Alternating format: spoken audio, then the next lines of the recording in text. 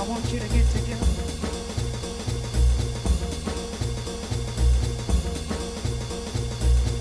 Hello everyone, John Coleman here at the end of May. There's been a lot going on in the last month, so I have a lot to cover. And that's not even including, I did get my hair cut finally, and now I've decided to grow a beard, probably symbolic of the confusion in my life, thinking I'm so close to being back to normal, and yet still not quite there. But anyway, enough of that. There's a lot I want to cover.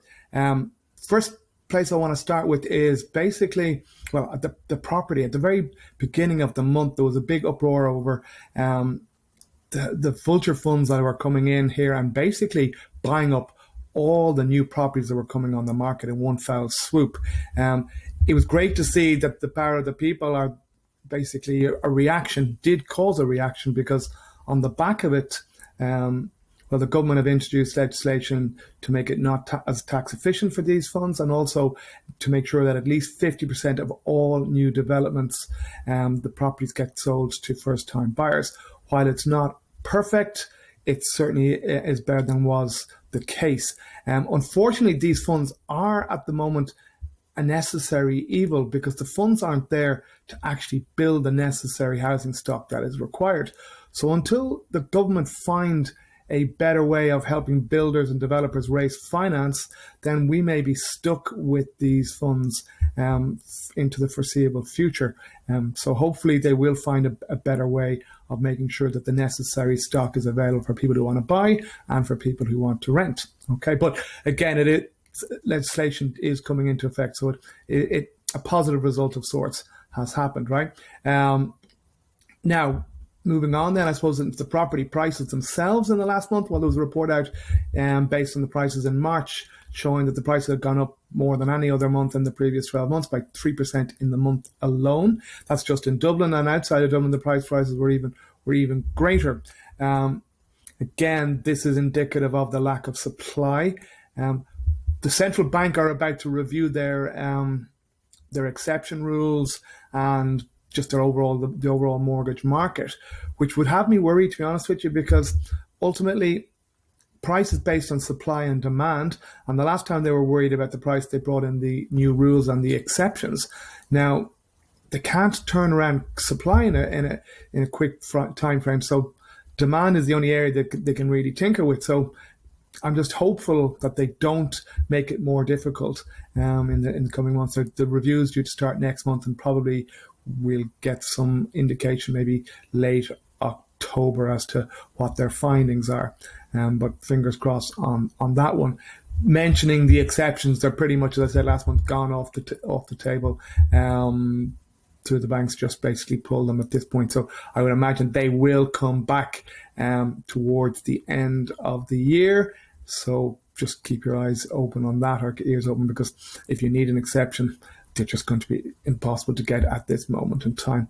Now, obviously, in the last couple of months, there's been the news that Ulster Bank and KBC are due to leave, which in effect isn't great for competition. But in the meantime, the bank that I think that are going to benefit most from those two banks leaving will be Finance Ireland. And they've really kind of shaken up the market a little bit there in the last few weeks by announcing new 20-year fixed rates. So for people who are risk averse and don't want the thought of ever having to move their mortgage and would like to secure, this is a brilliant innovation. Previously, the maximum you could fix your rate for was for 10 years. So to have the option of fixing it for 20 years, it's kind of groundbreaking, to be honest with you. And as I said, I do believe Finance Ireland will be the bank that benefit most from KBC and Ulster Bank leaving, because they're very, very competitive in rates across the board. Now, back to my old chestnut, or my old kind of, well, the biggest pain at the moment is the service of the banks. Currently, they're taking, as I said, between 3 to 4 weeks to actually come up with an answer. It just makes me kind of angry with regard to, we're 2021, and there can't be a better automated solution. I was talking to a good friend of mine, Liam O'Connor from the Irish Mortgage Corporation, and he's been doing this for even longer than I have, and he was telling me that when they've gone abroad to do some fact finding, and they talk to large brokers in Germany and the UK, and none of them can believe that if someone doesn't have a property, they have to go through the full underwriting process. They just think it's such inefficiencies and such waste of time. I have to agree with them, but Ulster Bank tried doing that before, and then it led to a lot of disappointment when people thought they were approved, and then when they actually went to find, when they had found a property, they found actually, well, they weren't approved. So there's got to be a better solution. My personal view is that it's based on technology and finding automated solutions for the banks. Like at the moment, banks in 2021 are still manually inputting applications onto their system.